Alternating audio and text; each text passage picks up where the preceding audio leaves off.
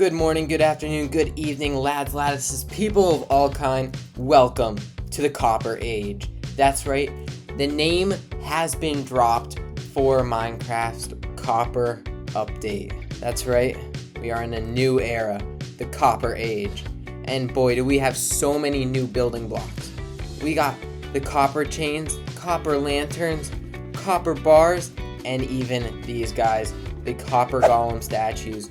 They're posable in every way possible. We got a sitting guy, a running guy, even a dude who's dancing, doing jumping jacks, whatever you want to say this is. And boy, is it beautiful. This has got to be one of the biggest updates yet in a long time, especially because we've been waiting like ages for this new stuff.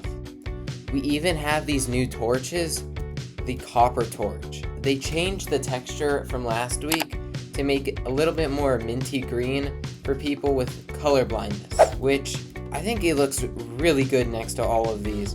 Now they just gotta add colored lighting, because if we set the time to night, they're all the same. Even if we delete these guys, the copper torch still does not emit green light, but we're getting there.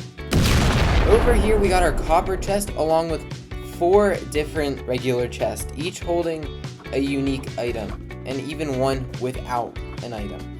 And we have 4 items in here. If we put a copper golem down here, he's gonna go ahead and sort all of these. Now, he'll put the redstone dust, redstone torch, and redstone block, each in their respective chests. But with the redstone repeater, he's gonna put it in this chest right here. Now with the addition of the trash chest, where the copper golem will put any item that is not in one of the other chests, it is going to get insane, because now we can have multi-layered item sorters that are so much faster and so much less complicated than the standard Impulse SV storage system, which is widely used across the Minecrafting world. Now if we turn the tick up a bunch, we can see him just sorting these, and if we speed ahead here, we can see him put the repeater in the empty chest. And let's say we put the copper golem egg in there. He's gonna come back over here, and he's not gonna sort it in here. But if we remove this item, look, he's gonna put it in right there. So as long as you keep a hopper underneath, you can have him sort any item into the empty chest. So it's kind of like a trash chest. Sorry. And he also drops a copper ingot, which is an interesting way to get copper if you ask me. In the creative inventory here, in the redstone area, we see we have the copper chest. So if you take this, we can put it down and it'll take an output from a comparator. Same with the oak shelf, or any shelf for that case. You can put different items in here, and look, the items are big now. They're even bigger than ever.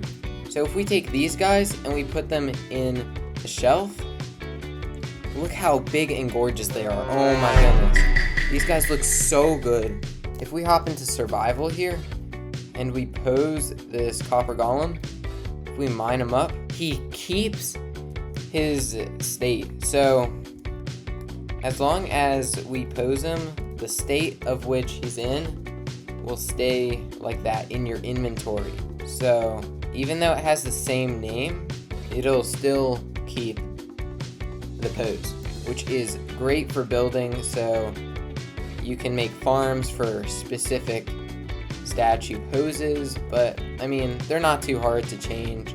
But if you're placing a lot of these and you really want to make them, I don't know, be happy, which is the last state, I mean, that's a lot of clicking. And lastly, with the oak shelf, or any shelf of that matter, we can take a comparator output from that and make it into binary code.